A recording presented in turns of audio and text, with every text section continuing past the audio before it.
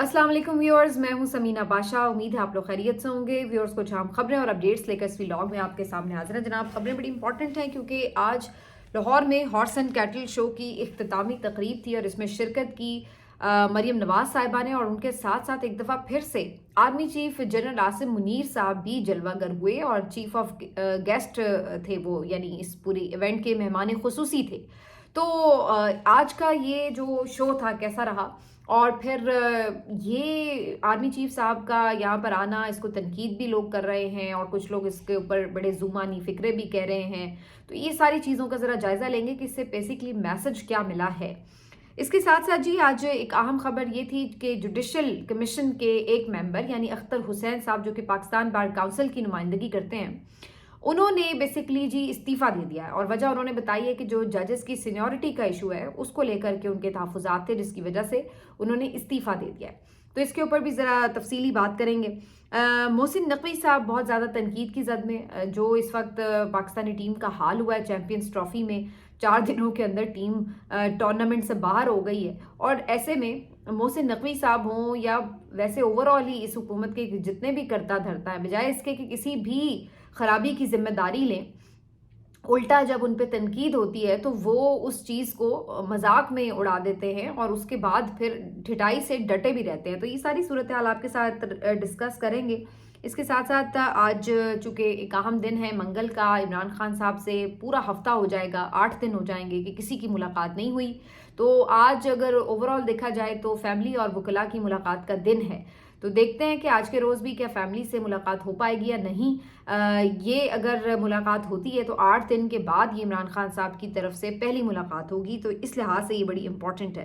काफ़ी कुछ इस व्लॉग में। आपसे रिक्वेस्ट है कि चैनल को सब्सक्राइब कर लें अगर अभी तक सब्सक्राइब नहीं किया। तो सबसे पहले बात करते हैं जी हॉर्स एंड कैटल शो की।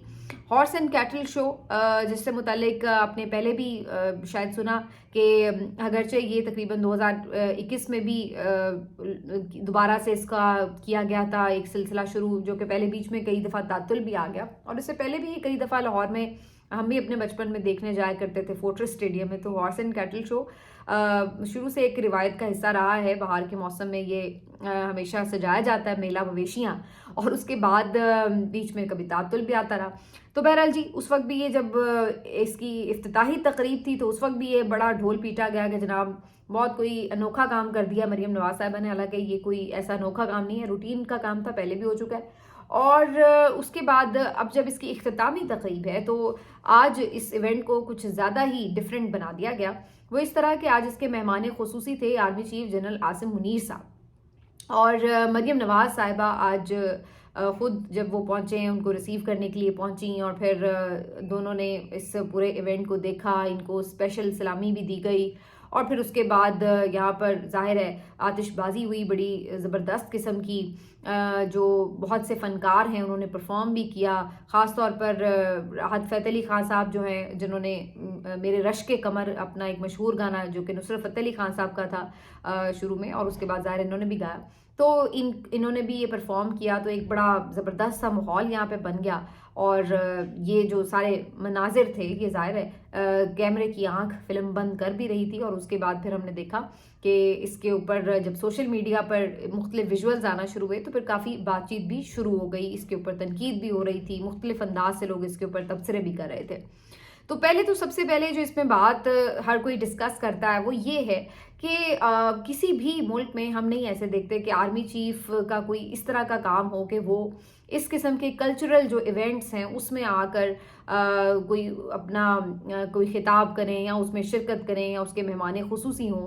आमतौर पर ऐसी तकरीबात जो हैं वो अवामी नुमाइंदे जो होते हैं वही हमेशा हेड करते हैं, वही इससे खिताब करते हैं। तो आर्मी चीफ का इससे कोई ताल्लुक बनता नहीं है कि वो आकर इससे खिताब कर रहे हों या इस तरह की जो तकरीबात हैं उसमें शिरकत कर रहे हैं। और ख़ास तौर पर ऐसी सूरत हाल जहाँ पे इस वक्त पाकिस्तान खड़ा है कि दहशत गर्दी बुरी तरह सर उठा चुकी है, और आपके रोज़ जो जवान हैं, फ़ौजी जवान, वो शहीद हो रहे हैं। और इसके साथ साथ सरहदों पर भी आपको पता है हमेशा हम हाई अलर्ट रहते हैं। और फिर अंदरूनी जो एक खलफशार है जो पंजाब में भी है, जो बलूचिस्तान में भी है, जो खैबर पख्तूनख्वा में भी है। और उस दौरान यानी आपकी जो तवज्जो है वो सिक्योरिटी मामलात से हटकर اس طرح کے معاملات میں ہوں کہ کبھی آپ گرین پنجاب اور زراعت کے شعبے میں جا کر وہاں پہ کوئی افتتاح کر رہے ہیں یا اس کو معاملات کو پروگرام کو دیکھ رہے ہیں، کبھی آپ کسی کلچرل ایونٹ میں آ کر شریک ہیں، تو اس طرح کی چیزوں سے جو جیسچر جاتا ہے وہ یہ کہ جیسے ترجیحات جو ہیں وہ بدلی ہوئی ہیں. یہ کام ہے نہیں فوج کا یا فوج کے سربراہ کا کہ وہ کلچرل ایونٹس کو ہیڈ کر رہا ہو یا وہاں پہ مہمان خصوصی ہو. اور پھر جو دوسری تنقید ہو رہی ہے بہت زیادہ وہ یہ کہ کیا پاکستان میں صرف ایک ہی صوبہ ہے پنجاب؟ اگر آپ اسی طرح مختلف ایونٹس میں جا بھی رہے ہوں تو جی آپ باقی صوبوں کے بھی ایونٹس میں جا سکتے ہیں، باقی جو چیف منسٹرز ہیں ان کے ساتھ بھی آپ اسی طرح اپنی یکجہتی کا اظہار کر سکتے ہیں کہ بھئی آپ سب لوگ بہت اچھا کام کر رہے ہیں تو چلے جی میں بھی آپ کے ساتھ ہوں. تو خیبر پختونخوا میں بھی ظاہر ہے ہم نے دیکھا ہے علی امین گنڈا پور صاحب سے کئی ملاقاتیں ہوئی ہیں، لیکن وہ ایک ایسا صوبہ ہے جہاں پر سیکیورٹی کے حوالے سے بہت سیریس قسم کے آپریشنز چل رہے ہیں اور مختلف ظاہر ہے معاملات کے اوپر بات ہوتی ہے، تو وہ اس لحاظ سے میٹنگز ہوتی ہیں جو کہ ایک بالکل پروفیشنل تقاضا ہے. اسی طرح سے اگر سرفراز بگٹی صاحب سے بھی ملاقات ہو تو وہ بھی ایک سمجھ میں آتی ہے بات جو بلوچستان کی سچویشن ہے. لیکن اس طرح کے کلچرل ایونٹس کے حوالے سے نہیں دیکھا جاتا کہ کسی اور صوبے میں اس طریقے سے آپ ان کو آنر کر رہے ہوں کہ وہاں پہ جا کے مہمان خصوصی ہوں یا ان کے وزیر اعلیٰ کے ساتھ آپ کی اس طرح کی ایک ہم آہنگی نظر آ رہی ہو. تو یہ جو چیز ہے یہ سب لوگ ڈسکس کریں. میں سمجھتی ہوں کہ اس پہ یہ کویشچن نہیں ہونا چاہیے کہ باقی بھی سب صوبوں میں جائیں اور اسی طرح ان سے مختلف جو تقریبات ہیں وہاں پر میل ملاقاتیں کریں، بلکہ میں تو سمجھتی ہوں کہ جدھر ہو رہی ہیں وہاں بھی نہیں بنتا، کیونکہ یہ کام نہیں ہے. اگین یہ کام نہیں ہے. سارا پرابلم ہی یہاں پر آتا ہے کہ جب آپ اپنے کام سے ہٹ کر باقی کاموں میں جاتے ہیں تو پھر تنقید بھی ہوتی ہے، پھر تبصرے بھی ہوتے ہیں، پھر اچھی باتیں بھی ہوتی ہیں، پھر بری باتیں بھی ہوتی ہیں، اور پھر وہیں سے سارا پرابلم شروع ہو جاتا ہے. کیونکہ پھر جو تنقید کر رہے ہوتے ہیں ان کے اوپر پھر تنقید شروع ہو جاتی ہے کہ جناب یہ تنقید کیوں کر رہے ہیں، یہ تو پتہ نہیں کوئی ملک دشمن ہے جو اس لیے تنقید کر رہے ہیں، پروپیگنڈا کر رہے ہیں، یا یوں کر رہے ہیں یا وہ کر رہے ہیں. تو اصل پھر وہاں پہ جو ہے وہ سارا ایک ایشو جو ہے وہ شروع ہو جاتا ہے. باقی جس طرح کے ملک کے حالات ہیں تو مجھے تو ویسے ہی سمجھ نہیں آتی کہ ہم نے تو ویسے ہی پورے عوام کو بھیڑ بکریاں جب سمجھا ہوا ہے تو پھر الگ سے کوئی میلہ مویشیاں سجانے کی ویسے ضرورت کیا ہے. ہمارے تو ملک میں عوام کو ہی بھیڑ بکریاں سمجھا جاتا ہے کہ انہیں جو مرضی جس طرف مرضی لگا دو اور بس یہ لگ جائیں، آگے سے بولیں بھی نہ. جب انہیں کہا جائے کہ ہاں بھائی یہ اچھا ہے تو آپ کہیں کہ ہاں جی بالکل یہ اچھا، اور جب آپ کہیں کہ نہیں یہ تو اس سے برا، تو اس سے غدار، تو اس سے ملک دشمن تو کوئی بندہ ہی نہیں ہے، تو ساری بھیڑ بکریاں آگے سے کہیں یس باس آپ بالکل درست فرما رہے ہیں، اور ان کی اپنی کوئی چوائس نہ ہو، اور اگر کوئی ہو تو آپ اس کو کچل کے رکھ دیں. تو جب آپ نے پہلے ہی جانور ہی سمجھا ہوا ہے، ابھی بھی آپ دیکھ لیں پولیس جو ہے جس طرح سے گھروں میں آ کے توڑ پھوڑ کرتی ہے، جیسے مار پیٹ کرتی ہے باہر نکلنے والوں کو، جس طرح سے تشدد کا نشانہ بنایا جاتا ہے احتجاج کرنے والوں کو، تو یہ تو جانوروں جیسا سلوک تو ہمارے ملک میں انسانوں کے ساتھ ہو رہا ہے. تو اتنا الگ سے میلہ مویشیاں سجانے کی ویسے ضرورت کیا ہے؟ میلہ مویشیاں ہی تو سجا ہوا ہے، یہ ملک بھی تو ایک میلہ مویشیاں ہی ہیں کہ جہاں پر جس طرح سے آیا جاتا ہے، جو امیر ہیں ان کے لیے یہ ملک ہے، اور جو باقی غریب ہیں وہ تو ایسے ہی ہیں جیسے کہ کوئی ڈھگے ہیں، کوئی جانور ہیں اور ان کی کوئی زندگی نہیں ہے. تو یہ اس طرح کا بس ایک شوشہ ہے. اور پھر باقی اگین وہی بات ہے کہ جب ملک کے ایسے حالات ہوں وہاں پر پھر آپ بیٹھ کر میرے رشک کمر سن رہے ہوں اور آتش بازی دیکھ رہے ہوں تو وہ دیکھنے والے کو یہی لگتا ہے کہ فوکس کدھر ہے. یہ ایک جو ہے ظاہر سی بات ہے جس کے اوپر یہ وہ ایشوز ہیں جس کے اوپر پھر بات ہوتی ہے. یہ پچھلے دنوں جو D G I S P R بھی جب لمز میں گئے تھے تو اس میں بھی جو سخت سوالات پوچھے گئے بچوں کی طرف سے تو وہ یہی تھے کہ بھائی آپ کا کیا کام ہے کہ آپ یونیورسٹیوں میں آ کر اپنا بیانیہ بنا رہے ہیں یا بچوں کے ساتھ جو ہے وہ انٹریکٹ کر رہے ہیں. آپ کا کام نہیں، آپ کا کام جو ہے دفاع کریں، جا کے کریں. آپ کو بیانیے بنانے کی کیا ضرورت ہے، یا کہ آپ کو یہاں پہ کوئی ذہن سازی کرنے کی، انٹریکشنز کرنے کی ضرورت کیوں پیش آ رہی ہے؟ تو یہ باتیں ہوئیں. بلکہ جب زیادہ سخت تنقید ہوئی کیونکہ بڑے سوال ہوئے نا کہ آپ کیا ریگنگ کرتے ہیں، آپ لوگ کیوں پولیٹیکل انجینئرنگ کرتے ہیں، کیوں آپ سیاست میں گھستے ہیں، یہ ساری باتیں جب ڈائریکٹلی سوال کی صورت میں آ رہی تھی تو وہ بڑی زور سے بری لگ رہی تھی. اور پھر ایک موقع پر یہ بھی آج میں سن رہی تھی، سننے میں آ رہا ہے کہ جی یہ بھی کہا گیا ایون کہ جی اگر آپ لوگوں کو یہ ملک نہیں پسند ہے تو چھوڑ کے چلے جائیں. تو یہ بہت ہی کولڈ قسم کا سٹیٹمنٹ ہے. مطلب آپ کیسے اپنی یوتھ کو جن کا یہ ملک ہے، ٹھیک ہے نا، جنہوں نے اس ملک کو سنبھالنا ہے، جس ملک کا فیوچر ہے، کیسے آپ ان کو منہ بھر کے یہ کہہ سکتے ہیں کہ جناب اگر آپ کو نہیں یہ پسند تو آپ چلے جائیں؟ یہ انہی کا تو ملک ہے. پسند جن کو نہیں ہوتا وہ چلے جاتے ہیں ریٹائرمنٹ کے بعد. وہ کہاں رہتے ہیں یہاں پر سر؟ وہ تو جن کا ملک ہے وہ تو بیچارے یہیں پیدا ہوتے ہیں، یہیں مر جاتے ہیں، اسی کی اچھائی اس کی برائی ہر ایک کو چیز کو گلے لگاتے ہیں. تو ملک تو ہمارا ہی ہے، تو ملک ان کا نہیں ہے شاید جو ریٹائرمنٹ کے بعد نکل جاتے ہیں یہاں سے. تو یہ کہنا کہ جناب جس کو پسند نہیں ہے وہ چلا جائے، تو بھائی ہم نے اس ملک کو پسند بھی کیا ہے، اس کو انشاءاللہ ٹھیک بھی کرنا ہے. تو یہ تو اس طرح کی مل ماری ہوئی ہے کہ جی جیسے کہ یہ کوئی مل مار کے بیٹھا ہوا ہے کہ بھائی رہنا ہے تو اسی طرح رہو، نہیں رہنا تو بھائی نکلو یہاں سے. تو بڑا عجیب سا یہ رسپانس تھا. ویسے اگر واقعی ایسا کہا گیا ہے تو یہ میرے لیے تو بڑا شاکنگ ہے. یہ تو جنہوں نے ہوتا نا کہ کوئی جنگ لڑ کے کوئی زمین اگر اپنے نام کر لی ہے تو پھر تو وہ کہتے ہوئے بھی اچھے لگے کہ بھائی ہم نے جنگ لڑ کے یہ زمین جو ہے وہ فتح کی ہے. یہ تو ایک جمہوری جدوجہد کے نتیجے میں ملک ملا ہے اور اس کی ایک فوج ہے جس کو اپنی سرحدوں پہ رہنا ہے. تو لیکن اس وقت جو صورتحال ہے اس میں تو ایسا لگ رہا ہے کہ جیسے فوج نہیں، یہ کوئی لڑ کے ملک جو ہے وہ جیتا ہوا ہے. اور اس لیے باقی اگر کسی کو اس ساری سچویشن میں اسی طرح سے اگر قبول ہے رہنا تو رہے، نہیں رہنا تو بہرحال آگے بڑھتے ہیں اور بات کرتے ہیں. جی ایک اہم خبر آج جوڈیشل کمیشن کے اجلاس سے آئی ہے جہاں پر پاکستان بار کونسل کے نمائندے اختر حسین صاحب یہ مستعفی ہو گئے ہیں. اچھا، انہوں نے جو اب مستعفی ہونے کی وجہ بتائی ہے وہ بڑی دلچسپ ہے، کیونکہ یہ کہتے ہیں کہ جی نظام میں کوئی تبدیلی نہیں آ رہی، ایسا لگ رہا ہے سیاست ہو رہی ہے. اور جو سینیورٹی کا ایشو تھا اسلام آباد ہائی کورٹ کا ججز کا، وہ جو ہے اس کے اوپر تحفظات تھے. وہ سمجھتے ہیں کہ ٹرانسفر تو آئین کے مطابق ہو سکتی ہے کہ آپ نے ججز کو ایک کورٹ سے دوسری کورٹ میں منتقل کر دیا، لیکن اس میں سینیورٹی کو بدل جانا وہ یہ سمجھتے ہیں کہ یہ درست نہیں تھا. اور ایسی صورت میں چیف جسٹس عامر فاروق صاحب کو سپریم کورٹ نہیں لایا جانا چاہیے تھا جب تک کہ سینیورٹی کا ایشو نہ ریزالو ہو جاتا، کیونکہ اس کے بعد ایک اب انریسٹ ہے اور ہم دیکھ رہے ہیں کہ جس طرح سے ججز اس کے اوپر احتجاج بھی کر رہے ہیں. اب تو باقاعدہ سپریم کورٹ میں پٹیشن بھی آ گئی ہے. تو یہ ساری چیز تو یہ ان کے تحفظات ہیں. اب بڑی دلچسپ بات یہ ہے کہ بہت سے لوگ کہنے لگے کہ دیکھ لیں جی یہ تو ان کا ضمیر جاگ گیا. اور اس طرح پہلی بات تو یہ کہ یہ ایک قسم کا اعتراف ہے اس بات کا جو ہم سب لوگ بہت دنوں سے کہہ رہے ہیں کہ جوڈیشری کو عملاً بالکل مفلوج کر دیا گیا، اس کی آزادی بالکل سلب کر لی گئی ہے. تو خود ایک جوڈیشل کمیشن کے رکن کا اس بات کا آ کے اعتراف کرنا، تو اس بات کو تقویت ملتی ہے جو ہم بات کہہ رہے ہیں کہ بیسکلی 26ویں آئینی ترمیم کی صورت میں کیا صرف یہ گیا ہے کہ عملاً جو آپ کا عدلیہ کا ادارہ اس کو ختم کر دیا گیا، اس کو تہس نہس کر دیا گیا، اس کو بالکل ایک کنٹرولڈ قسم کا آپ نے ایک آرگن بنا دیا ہے. اور اس کی جو آزادی کا کانسیپٹ جو خود آئین کا ایک بیسک کانسیپٹ ہے، آپ نے اس سے اس کو بالکل ختم کر کے رکھ دیا. تو ایک تو یہ اعتراف ہو گیا. دوسری بات یہ ہے کہ ویسے اختر حسین صاحب کے بھی بندہ صدقے واری جائے کہ مطلب ہے کہ جہاں شروع سے کام چل رہا ہے اور ہر تعیناتی آپ اپنے ووٹوں سے مکمل کرواتے رہے ہیں، ہر جگہ جتنی خرابیاں پیدا جا سکتی تھی وہ کی گئی ہیں اور اس میں آپ ان کی حمایت کرتے رہیں. اور اب یہاں پر آ کر آخری کام کی دفعہ آ کر آپ کو اچانک سے یاد آ گیا کہ وہ جی یہ تو سارا کچھ بڑا غلط چلت ہو رہا ہے اور جی سیاسی معاملات بڑے ہو گئے اور اس طرح ہو گیا، عدلیہ کی آزادی ختم ہو گئی. تو بڑی جلدی آپ کا ضمیر جاگ گیا اختر حسین صاحب. کاش کہ کوئی تھوڑا سا پہلے جاگ جاتا تو شاید یہ والی نوبت نہ آتی. تو یہ ایک عجیب بات ہے کہ سارا کچھ آپ نے پہلے سہولت کاری کی، پوری طرح ہر معاملے میں حکومت کو سپورٹ بھی کر لیا اور سارا کچھ کر آ کے آخر میں آپ اچھے بھی بن رہے ہیں کہ جی ہاں جی دیکھیں میں نے تو بڑا اصولی موقف اپنایا. اور میں تو ابھی بھی سمجھتی ہوں کہ اگر آپ یہ سمجھتے تھے، کیونکہ اب جو نام اس کے بعد ان کی جگہ ریپلیسمنٹ کے لیے کنسیڈر کیا جا رہا ہے جو بڑا سوشل میڈیا پر چل رہا ہے، وہ احسن بھون کا ہے. اور احسن بھون ایسے ہی ہیں جیسے اعظم نذیر تارڑ ہے، ٹھیک ہے نا. تو آپ یہ اندازہ لگائیں کہ اختر حسین صاحب اگر یہاں سے ریزائن کر کے جا رہے ہیں تو اس کا مطلب ہے احسن بھون وہاں پر اگر آ رہے ہیں تو اس کا مطلب ہے کہ اعظم نذیر تارڑ کے پاس 2 ووٹ ہو گئے ہیں دوسرے الفاظ میں.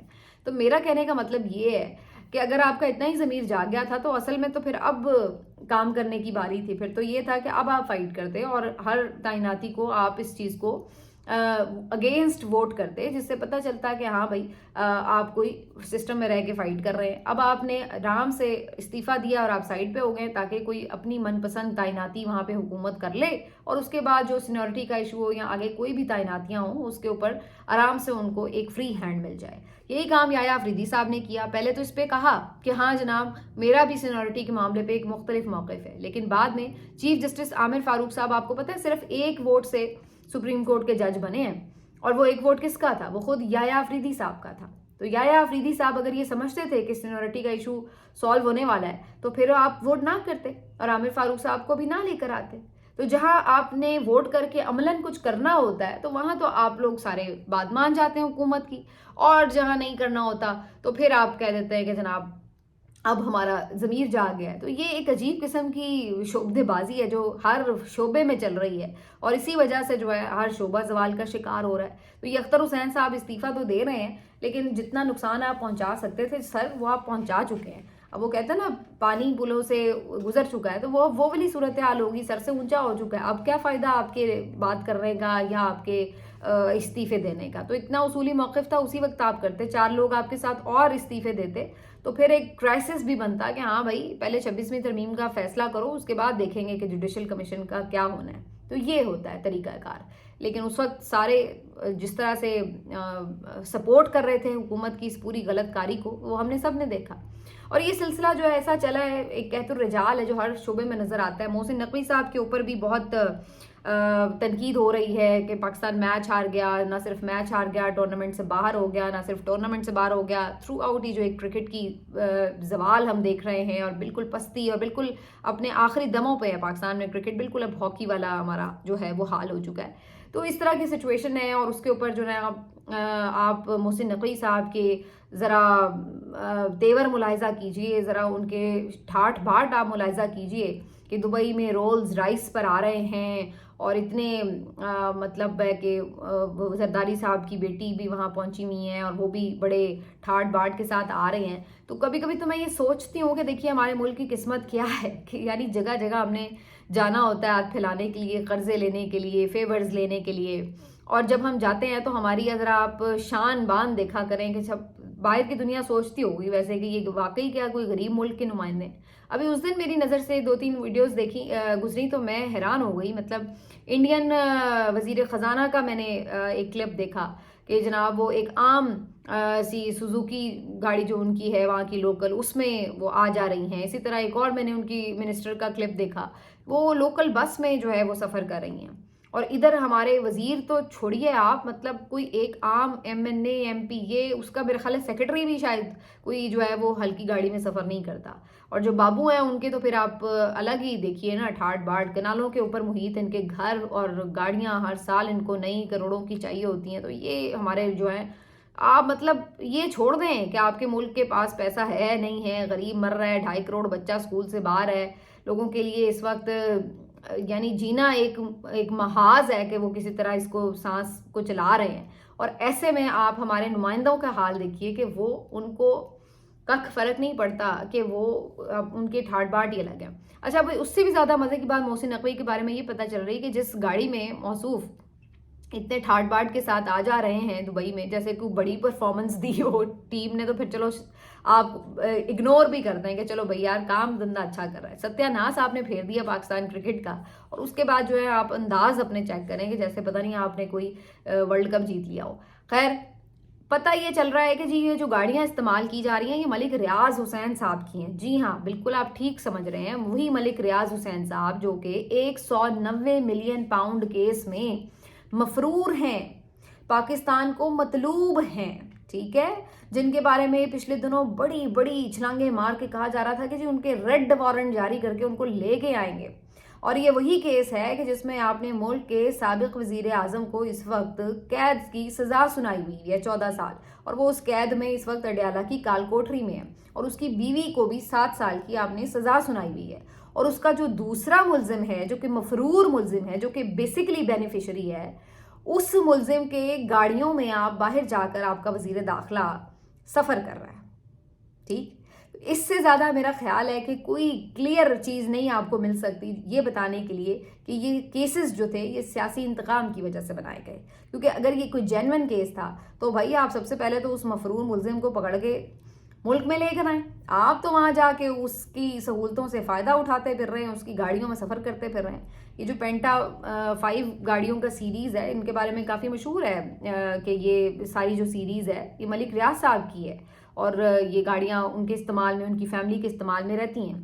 تو اسی پینٹا 5 سیریز جو ہے وہ اسی کی اس میں ایک گاڑی میں وہ سفر کر رہے تھے. تو کہنے کا مقصد یہ ہے کہ یہ جو سارا کھیل ہے، اب آپ تماشا دیکھیں اس ملک میں کہ آپ نے ایک ہی کیس کے ایک ملزم کو سزا سنائی ہوئی ہے اور دوسرے ملزم کے ساتھ آپ کا پیار محبت ہی ختم نہیں ہو رہا کہ وہاں جا کے آپ اس کی مہمان نوازی کا اور میزبانی کا بھرپور فائدہ اٹھا رہے ہیں.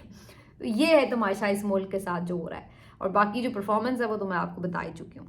اب قیدی کی بات ہو ہی گئی ہے تو جی قیدی جو ہے وہ آج 8 دن ہو چکے ہیں، اس کی کوئی خیر خبر نہیں ہے اور میں نے نہیں دیکھا کہ اس کے لوگوں کی طرف سے کوئی پریس کانفرنس کی گئی ہو کہ جناب 8 دن ہو گئے ہیں ان کی ملاقات نہیں ہوئی کسی سے، کچھ پتہ نہیں ہے وہ کیسے ہیں، کیوں ملاقات بند ہے، کیوں ان کے ساتھ بالکل ایک لا تعلقی کر دی گئی ہے، باہر کی دنیا سے ان کا رابطہ ختم کر دیا گیا ہے. تو آج دیکھا جائے تو جیل مینول کے مطابق ٹیوزڈے کو فیملی اور وکلا کا ملاقات کا دن ہوتا ہے. تو لاسٹ ٹائم ٹیوزڈے کو ہی علیمہ خان صاحبہ سے ملاقات ہوئی تھی اور ان کی بہنوں سے ملاقات ہوئی تھی اور آخری خبر جو اس وقت عمران خان صاحب کی کوئی مصدقہ آئی تھی وہ وہیں سے اس وقت آئی تھی. تو اس کے بعد سے آنورڈز اب 8 دن کے بعد عمران خان صاحب سے اگر آج ان کی ملاقات ہوتی ہے تو پھر جو ہے وہ ایک کوئی تازہ ان کے بارے میں اپڈیٹ آ سکے گی کہ کیا ہے. باقی اگلی جو ان کی ہیئرنگز ہیں وہ آگے 27 تاریخ کی ہے، 28 تاریخ کی ہے اور 27-28 کو ویسے بائی دا وے 2 اور بڑی امپورٹنٹ ہیئرنگز ہیں جو سپریم کورٹ میں فکس ہو گئی ہیں. ایک تو جناب عمران خان صاحب ہی کی پٹیشن ہے جو الیکشن دھاندلی کے اوپر، وہ بھی آئینی بینچ نے فکس کر دی ہے اور اسی طرح سے 9 مئی کے اوپر جو جوڈیشل کمیشن بنانے کے لیے درخواست عمران خان صاحب نے کی تھی وہ والی جو پٹیشن ہے عمران خان صاحب کی اس کو بھی سننے کے لیے امین الدین خان صاحب کے بینچ نے منظور کر لیا ہے. تو اب یہ جو دونوں پٹیشنز ہیں اہم، یہ بھی اگلے ہفتے میں لگنے جا رہی ہیں. تو کافی ڈیسائسو قسم کا یہ ہفتہ جو ہے وہ ہونے جا رہا ہے کہ 2 اہم میٹنگز بھی، یہ ہیئرنگز بھی ہوں گی اور آج کے دن یہ بھی پتہ چلے گا کہ عمران خان صاحب کے ساتھ 8 دن میں کیا گزری ہے اور مختلف چیزوں کے اوپر ان کا کیا موقف ہے، کیا اس دوران ان کے ساتھ رابطہ کر کے کوئی مزید آفر کی گئی ہے یا کوئی مزید سختی کی گئی ہے، یا جو ایک مقصد تھا ان کو آئسولیٹ کرنے کا وہ تھا کیا اور وہ پورا ہوا ہے یا نہیں. تو آج اس بارے میں کچھ آپ کو حتمی طور پر پتہ چلے گا. اگر آج بھی ملاقات نہیں ہوتی تو اس کا مطلب ہے کہ آپ یہ جمع خاطر رکھیے کہ مزید پھر ہیئرنگ جو ہے وہ لیٹ ہو سکتی ہے اور اگر آج ان کی ملاقات ہو جاتی ہے تو اس کا مطلب ہے کہ پھر اگلی جو ہیئرنگ ہے وہ اپنے ٹائم پر ہو سکتی ہے. اسی دوران زلفی بخاری صاحب نے باہر کے جو مختلف یعنی فورمز ہیں انٹرنیشنل ان کے اوپر انٹرویوز ضرور دیے ہیں اور انہوں نے البتہ جو اگین ساری چیزیں ہیں پچھلے 2-2.5 سال میں ہوتی رہیں عمران خان صاحب کے کیسز سے لے کر ان کے جو 9 مئی کے معاملات، 26 نومبر کے معاملات، پھر ان کے ساتھ جو سلوک ہوتا رہا ہے جیل کے اندر، پھر جو الیکشن ریگنگ ہے، جس طرح سے فسطائیت کا مظاہرہ کیا گیا ہے، جو باقی لیڈرز کے اوپر کیسز ہیں، اور یہ بھی انہوں نے بات پھر اٹھائی ہے انٹرنیشنل میڈیا کے اوپر کہ ان کے نہ صرف یہ کہ کیسز کی کوئی اوپن ٹرائل نہیں ہو رہا بلکہ اس کے ساتھ ساتھ نہ ان کو کورٹس میں لے جایا جاتا ہے، نہ پیش کیا جاتا ہے، نہ ان کو دیکھنے دیا جاتا ہے کہ کوئی دیکھ نہیں سکتا انہیں، اور ان کے جو وکلا ہیں وہ بھی بڑی مشکل سے انہیں مل پاتے ہیں اور فیملی سے اور لیڈر سے بھی بڑی مشکل سے ہی کبھی ملاقات ہو پاتی ہے. تو یہ ساری چیزیں جو ہیں وہ انہوں نے انٹرنیشنل پلیٹ فارمز پر رکھی ہیں اور یہ بڑا امپورٹنٹ ہے کیونکہ یہ اگر جب اس پہ بالکل بات کرنا بند ہو جاتی ہے تو یہ پریشر جب اگر ختم ہو تو پھر اس کے بعد ہم یہی دیکھ رہے ہوتے ہیں کہ یہ پھر ایک آئسولیشن والا جو معاملہ ہے اس کو طویل کر دیا جاتا ہے. تو بہرحال آج کا دن اس لحاظ سے امپورٹنٹ ہوگا کہ اگر عمران خان صاحب کی ملاقات ہوتی ہے علیمہ خان صاحبہ سے، ان کی فیملی سے یا وکلا سے، تو پھر 8 دن کے بعد ان کا کوئی موقف جو ہے وہ باہر آ سکے گا. دیکھتے ہیں جی، اس پہ انتظار رہے گا، آپ کو اپڈیٹ بھی کریں گے. اپنا خیال رکھیے. اللہ حافظ.